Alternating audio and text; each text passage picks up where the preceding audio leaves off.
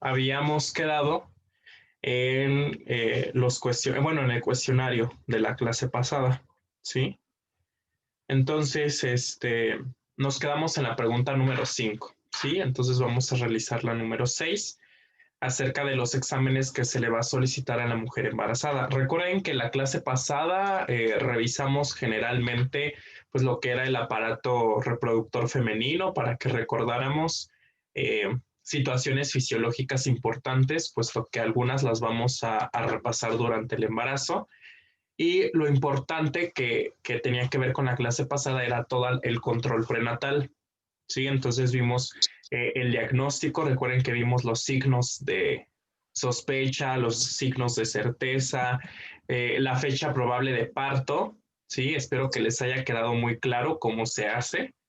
Sí, es muy fácil, solamente se le suman 7 días y se le restan -3 meses y así vamos a sacar eh, la fecha probable de parto, ¿sí? Y también veíamos lo que eran las vacunas que se les debe de administrar a las mujeres. Ahora vamos a hablar acerca de los exámenes que se le va a solicitar a la mujer embarazada.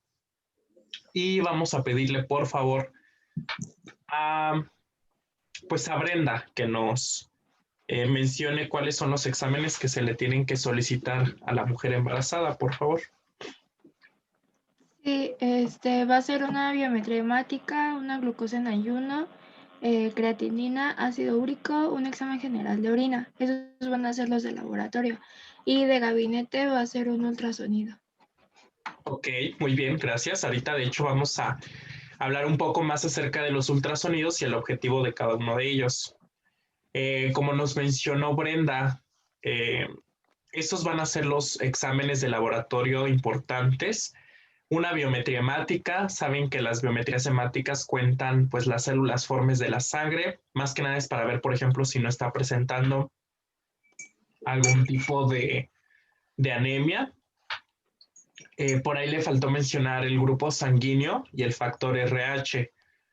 Es muy importante revisar estos aspectos porque nos dicen si puede presentar la enfermedad hemolítica del recién nacido, que si recuerdan consistía en que los eritrocitos de la madre atacaban a los del bebé, ¿no? Entonces iban ahora sí que a matar a la sangre del recién nacido. Entonces es muy importante revisar el factor RH a las mujeres cuando son RH negativo. Uh-huh. La glucosa en ayuno es muy importante porque recuerden que a partir de la semana 24, entre la 24 y la 28 se debe de hacer este examen de la carga de glucosa para revisar si la madre no puede presentar lo que es diabetes gestacional. ¿Sí? General de orina para ver si no hay algún tipo de infección de vías urinarias, ¿sí? Eh, y lo que ya nos mencionaba acerca de los ultrasonidos, que ahorita más adelante vamos a ver qué pasa con ellos, ¿sí? Muy bien, entonces eso fue las pruebas que se le deben de mandar. Ajá. Ahora, antes de hacer la pregunta 7, voy a hacer la 8. Ajá. La 8 dice, ¿cuáles son los periodos recomendados para recibir sus citas de atención prenatal de la mujer embarazada?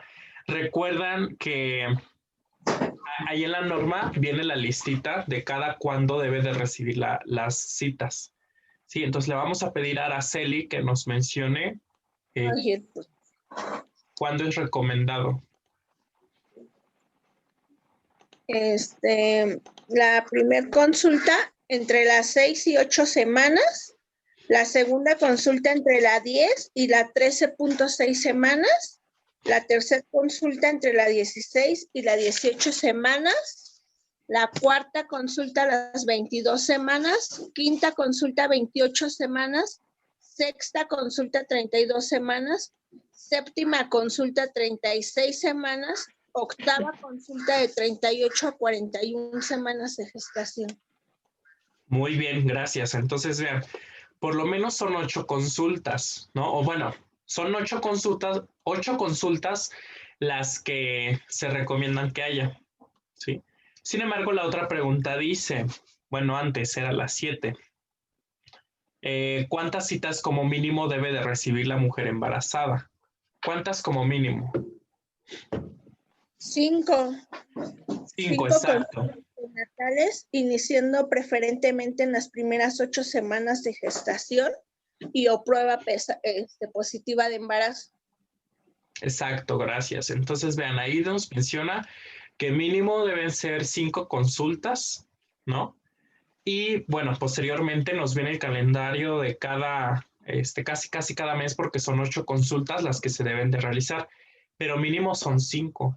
Y como les mencionaba la clase pasada, se supone que todo esto de la norma se hace con el fin de que todas las embarazadas lleven este programa. De hecho, por ejemplo, en el caso de las derechoambientes, del IMSS, del ISSSTE, o sea, sí es obligatorio que se realicen sus consultas para que se puedan atender el parto, ¿no? En sus dependencias.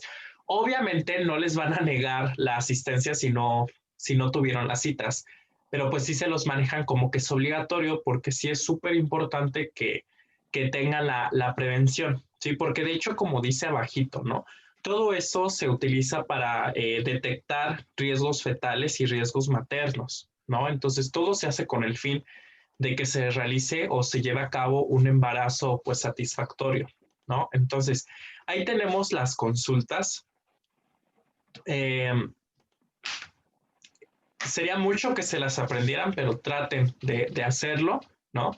Cada cuándo se deben de realizar las consultas, pero recuerden, eso sí, ¿no? Que como mínimo nos dice que deben de ser 5 consultas prenatales, ¿no?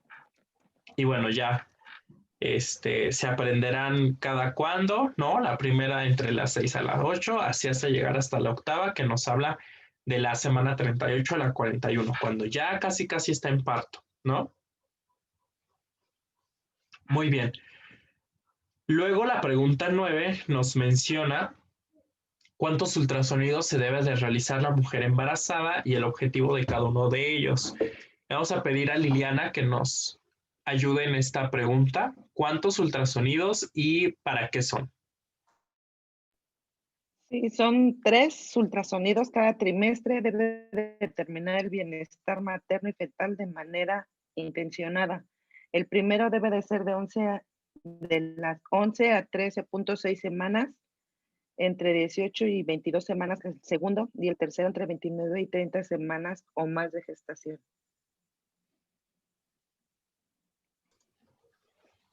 Exacto, muy bien, gracias. Este está un poquito más fácil porque es uno cada trimestre, ¿no? Para más fácil. Entonces se deben de hacer un ultrasonido para cada trimestre y básicamente ahí nos mencionó el objetivo de cada uno de ellos, excepto en el último, ¿no?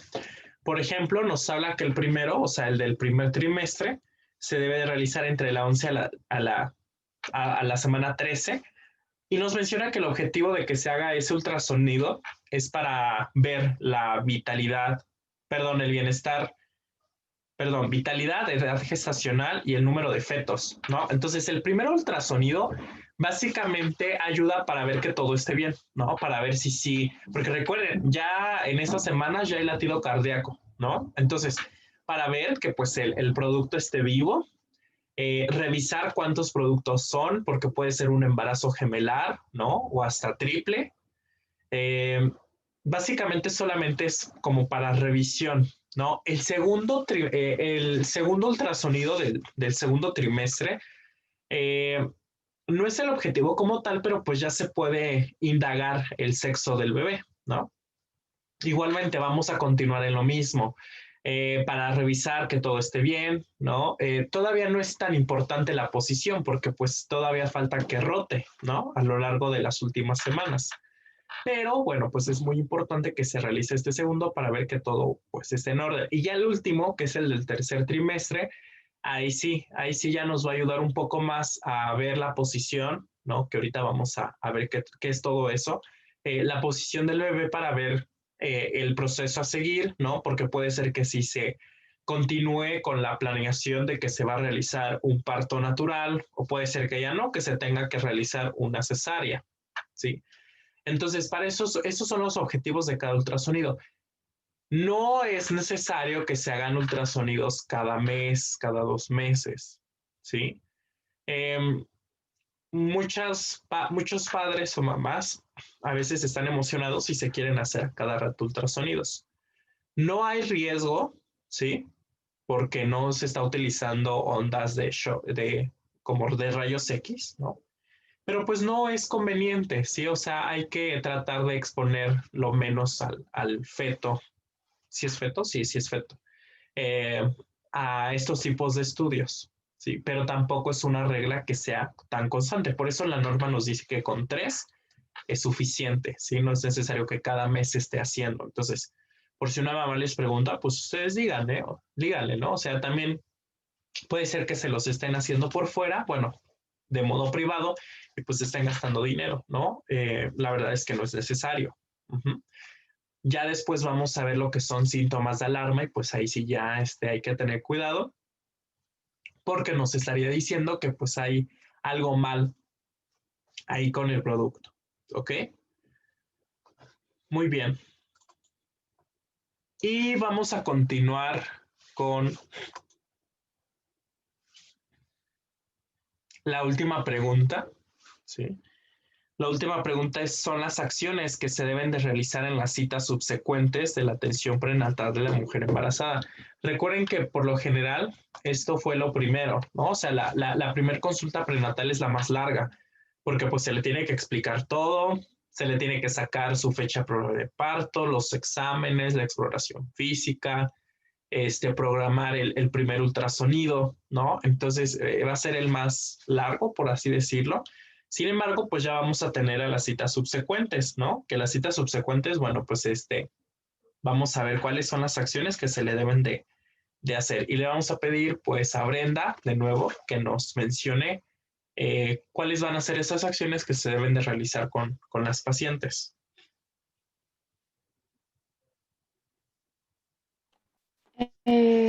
Bueno, yo puse que se tienen que tomar constantes vitales de la madre y del feto, la somatometría de la madre, interrogatorio para detectar si hay riesgos, la exploración bucodental, prueba de detección de diabetes gestacional, la medición de fondo uterino, promoción de la salud, medicina preventiva, que vendrían siendo las vacunas, y la comunicación, si es que tiene alguna duda o así, aclararla.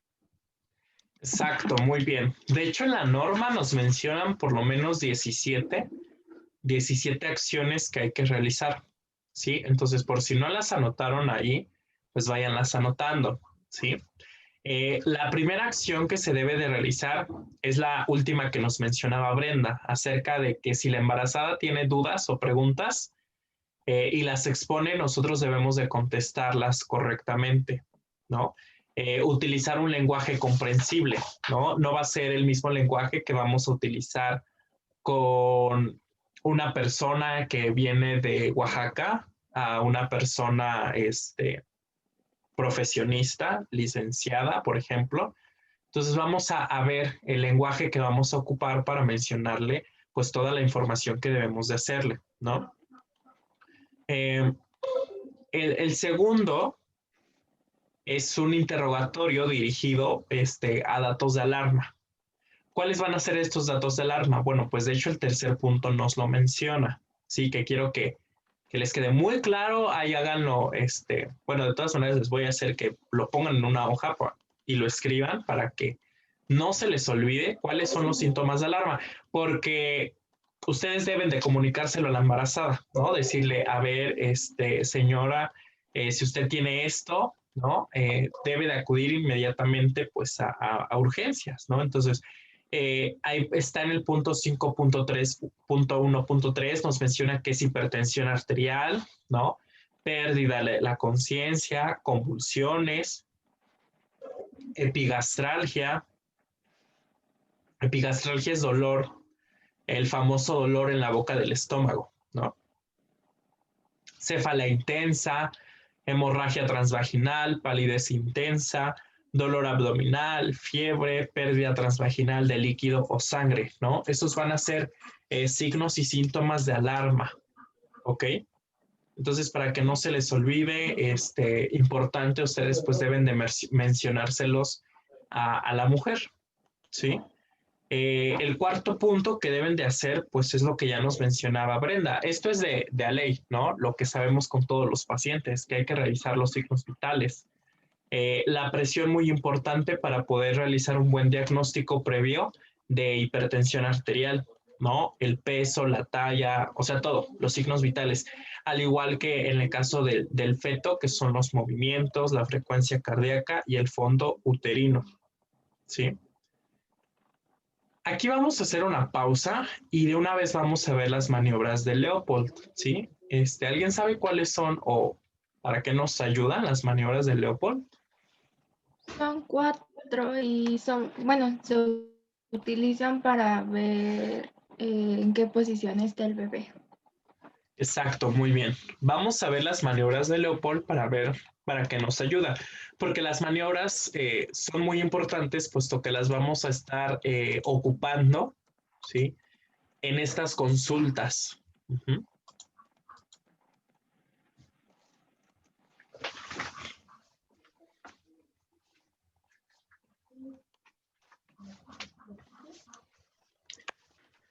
Bien, entonces ahí nos menciona que las maniobras, dejen ponerme audífonos porque ya me cansé de hablar fuerte.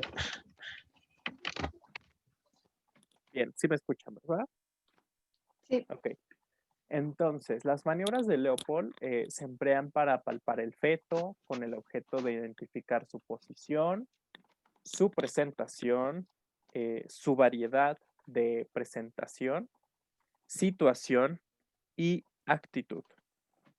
Ahorita conforme vayamos viendo las maniobras de Leopold, les voy a ir explicando qué es esto de presentación, posición, situación, actitud. ¿Sí? Ahorita lo vamos a ver.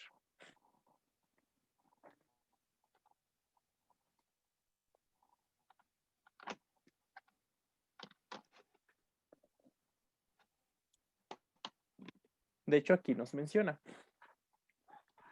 Antes de ver las maniobras de Leopold, lo que les mencionaba, vamos a ver qué es situación, qué es presentación y todo eso. Entonces, situación. Situación es la relación que guarda el eje longitudinal del feto con el eje longitudinal de la madre. Eso es situación. ¿Esto qué quiere decir? Fácil, o sea, vamos a recordar, por ejemplo, la línea media, ¿no? Recuerden que la línea media, pues su nombre lo dice, es esto, o sea, lo que está en medio, o bueno, una línea que nos parte a la mitad del cuerpo. Entonces, longitudinal quiere decir que el feto está conforme a la línea media. Sí, entonces está conforme a la línea media. Esta es una situación transversal, ¿por qué? Porque está transverso, está ahora sí que como acostado, ¿no? Conforme a la línea media. Y luego tenemos la situación oblicua. ¿Por qué es oblicua? Porque está como en diagonal. ¿Ok?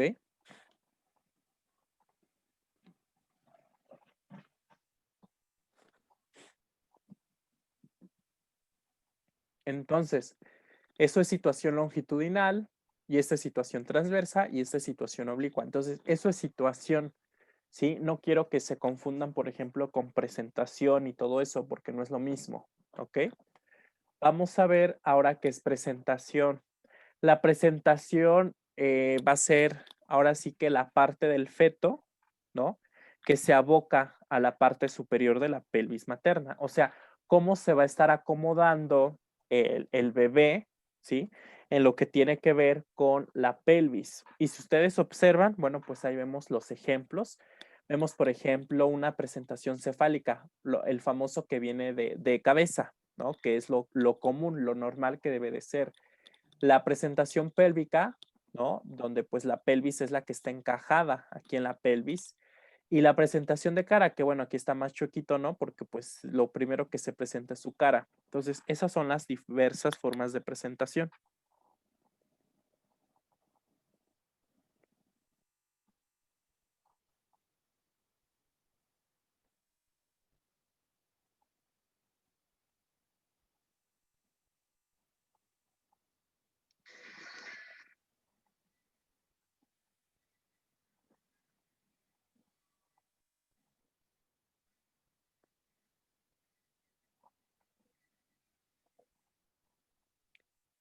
Luego vamos a ver la posición, ¿sí?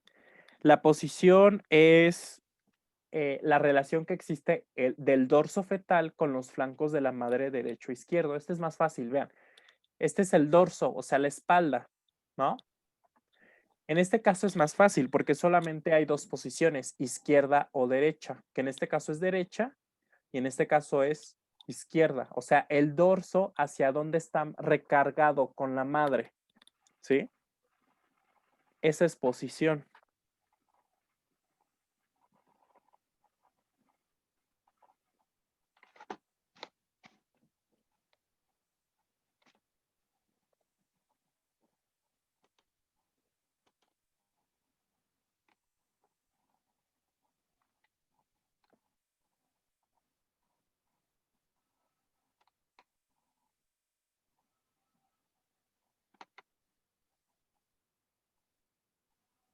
Y luego vamos a hablar acerca de la actitud fetal.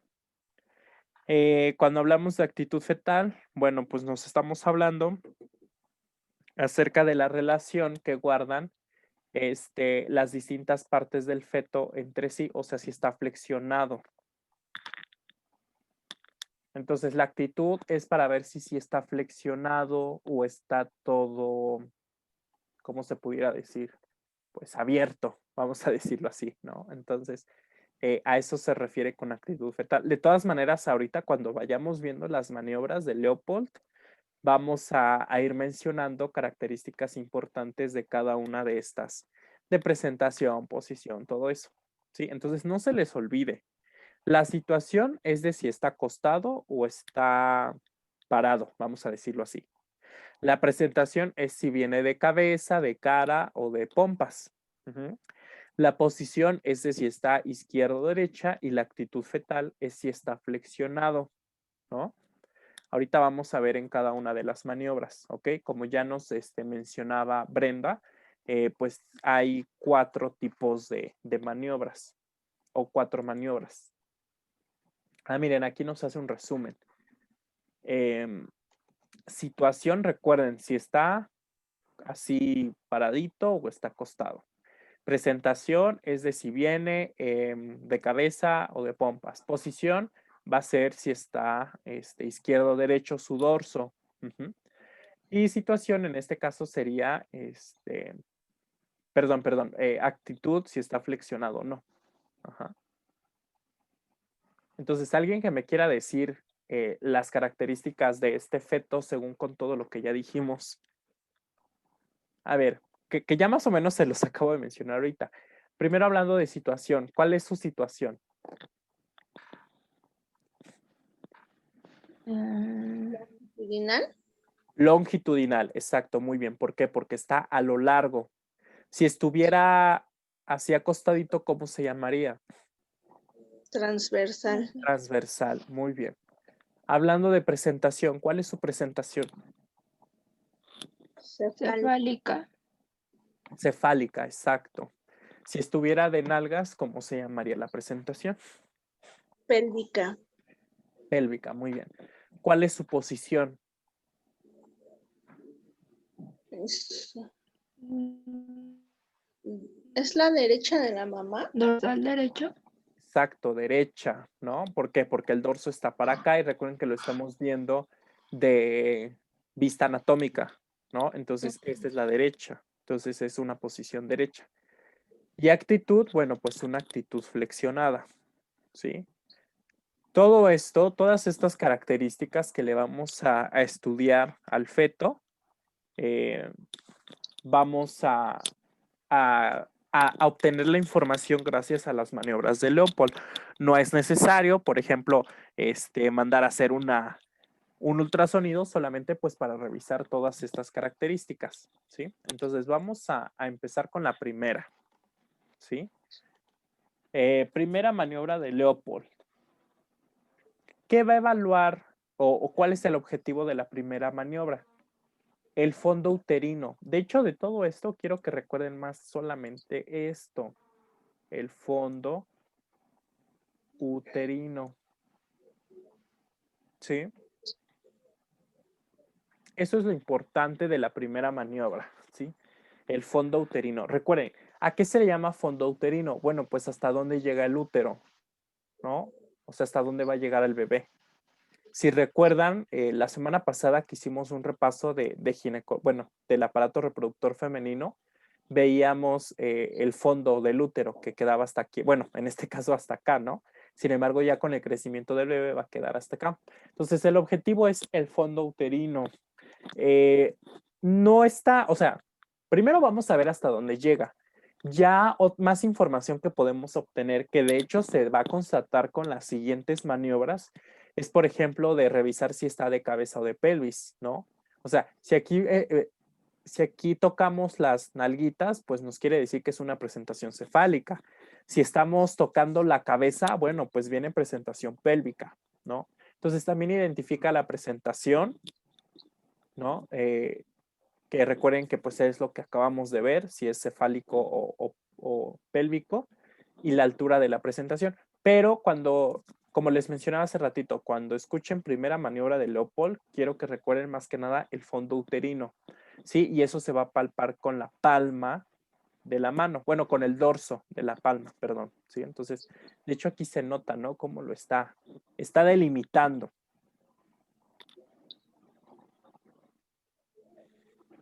Esa va a ser primera maniobra.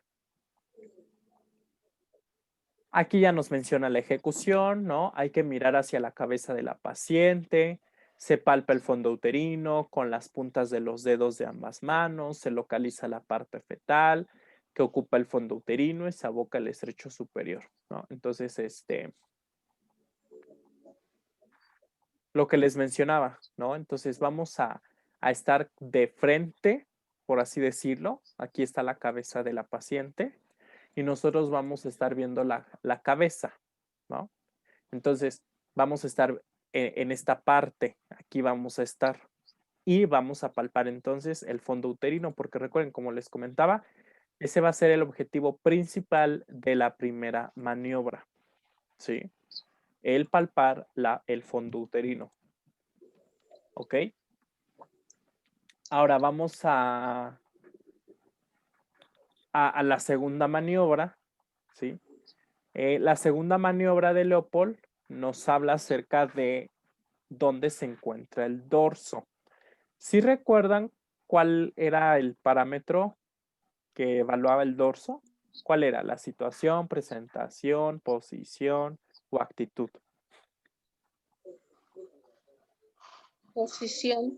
La posición, exacto. Recuerden que la posición es la que nos menciona si está izquierda o derecha, partiendo desde el dorso, ¿no? Entonces, recuerden, el dorso nos va a decir la posición. Entonces, la segunda maniobra de Leopold nos va a evaluar posición, ¿sí? Entonces, posición del feto, bueno, aquí está, posición del feto y corrobora la situación. ¿Recuerdan cuál era la situación? También si estaba longitudinal. Aunque aquí les dije que, perdón, aquí en la primera era el fondo uterino, al final también pues va a decirnos la presentación, ¿no? Porque si aquí estamos tocando pues las nalgas, quiere decir que viene cefálico, ¿no? Entonces, más que nada, la segunda maniobra es igualmente pues para corroborar también la situación, ¿no? Quedamos que la situación es de si viene longitudinal. ¿Por qué? Porque si nosotros tocamos y sentimos que está medio chueco, pues eso quiere decir que viene en una situación transversal u oblicua, ¿no? Entonces, la segunda maniobra pues nos habla de posición y corrobora la situación. ¿Por qué? Porque vamos a tocar, en la primera tocábamos hacia arriba y hacia abajo, ¿no? Ahora vamos a tocar a los lados. Entonces, también tocando a los lados, pues nos va a ayudar para poder corroborar lo que es la situación y la posición, ¿ok?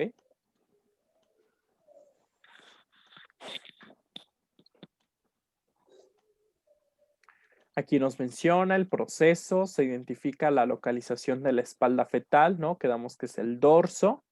El dorso es firme, liso, convexo, o sea, así, con esta curvita, y resistente. Pero en cambio, la parte, la contraparte, va a ser una parte que son brazos y piernas, se perciben pequeñas, ubicación irregular, nudosas, e incluso hasta pueden moverse un poquito. Entonces, esto se los menciono para que sientan o se imaginen, ¿no?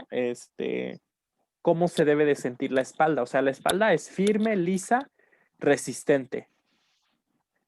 Es como si, por ejemplo, ahí tienen un perrito en su casa, pues tóquenlo, ¿no? O sea, va a ser diferente cómo se siente la espalda del perrito, porque pues se siente todo liso y firme. Pero en el caso de enfrente, ¿no? O sea, en el caso, por ejemplo, de las patitas, en este caso brazos y piernas, pues van a ser pequeñas, de hecho hasta se pueden mover. ¿Sí? Profe, una pregunta. Mande. Por ejemplo, ahí cuando tocas al momento de, no sé, de apretar, bueno, sí, de Palpar. tocar, se tiene que tocar con mucha fuerza, porque, ajá, sí, al palpar, o sea, obviamente no sé, como que se empuja, o nada más es hacia la palpación así ligera, pues. No es tanto palpación ligera, porque la verdad es que como que no distinguiríamos bien. Tampoco es una palpación extrema. La verdad es que no sé cómo explicarles, pero ya ustedes con la práctica se darán cuenta, ¿sí? Porque si lo hacemos muy ligero, la verdad es que no vamos a percibir tanto, ¿sí? Pero también una palpación muy extrema no le haría tanto daño al feto, ¿sí? Pero tampoco es como muy agradable para la madre. Entonces, basta con una palpación, vamos a decirlo, firme, ¿no? O sea, que ustedes estén seguros de lo que estén haciendo y toquen, ¿no? Con firmeza para que sientan. Porque de hecho en la última cuarta maniobra vamos a ver que sí hay que vamos hasta jugar con la cabeza del bebé, ¿no? Entonces, no es una palpación ni tan superficial, pero tampoco tan brusca, ¿sí? El caso es, el chiste es como que ustedes vayan sintiendo la intensidad y como les mencionaba, eso lo van a adquirir gracias a la práctica, ¿no? Entonces, el tocar las panzas de las embarazadas, así es como lo van a sentir, ¿sí? Y no tengan pena, o sea, por ejemplo, aunque ustedes no, por ejemplo, no estén en el servicio, ¿no? Por ejemplo, de materno infantil o de ginecología, cuando hagan prácticas o su servicio, que no sé si hacen. Si ven a una embarazada, pues díganle, ¿no? Que si pueden tocarla. Y así van a ir aprendiendo. ¿Sí? Entonces no es ni tan superficial, pero tampoco tan brusco. ¿Ok? Pero entonces esa es la segunda maniobra.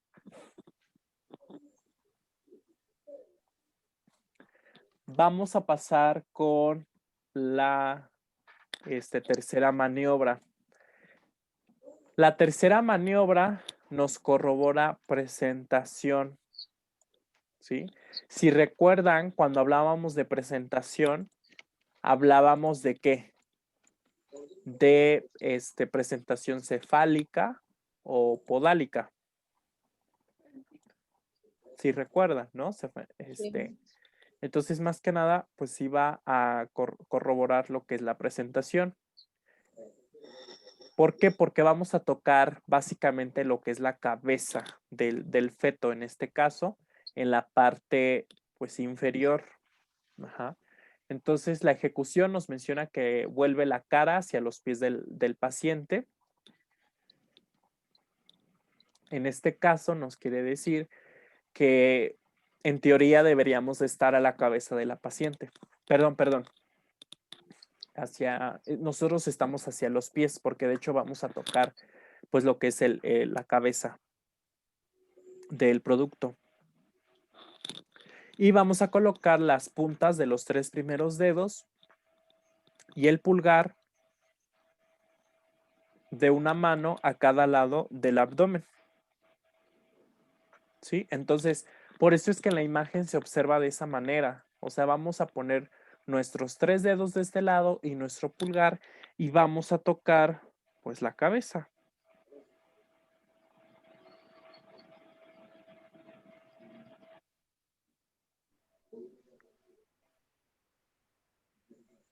¿Ok?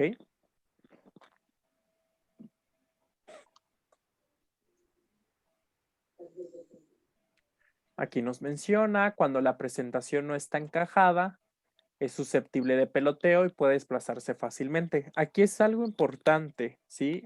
Que introduzcamos el concepto de encajamiento. Cuando ustedes escuchan la palabra encajarse, ¿qué quiere decir? Y en este caso, hablando del feto, ¿qué se imaginan cuando hablamos de encajarse o de encajamiento? Como que se escondió. Ajá, como que ya se encajó, ya se escondió, ya se atoró, vamos a decirlo así. Cuando hablamos de encajamiento, básicamente hablamos de su cabeza. O sea, si ya se encuentra su cabeza en, vamos a decirlo, en la pelvis, ya se adentró más en la pelvis. ¿Por qué? Porque ya se está acomodando para el nacimiento, ¿no? Entonces, para eso nos ayuda lo que es el encajamiento. Entonces, en la tercera maniobra, ¿qué vamos a hacer? Muy fácil. Así como ya teníamos nuestra posición de los dedos, que aquí está el pulgar y aquí están los 3 dedos, básicamente lo que vamos a hacer es jugar con la cabeza. O sea, como si fuera una pelotita, vamos a mandarla de un lado hacia el otro. ¿Para qué? Para ver si está encajado o no. Si se mueve, si jugamos con esa pelotita, ¿qué quiere decir? Que pues no está encajado. ¿Sí? Y si no se mueve, bueno, pues ya tiene un grado de encajamiento. Entonces, cuando se mueve como pelotita, ya no vamos a pasar a la cuarta maniobra, porque la cuarta maniobra nos evalúa el grado de encajamiento, ¿sí? Entonces, la tercera, aparte de que nos ayuda para verificar la presentación fetal, nos va a ayudar para ver si ya está encajado o no. Entonces, si ya está encajado, o sea, ya no se mueve su cabeza, quiere decir que ya está acomodado totalmente en lo que es la pelvis materna. Por lo tanto, ya no es necesario pasar a la cuarta maniobra. Pero si se mueve, pues vamos a pasar con la cuarta maniobra. ¿Ok? Ahora sí, la cuarta maniobra, ¿en qué va a consistir? Bueno, pues nos valora, bueno, aquí, lo más importante, grado de encajamiento.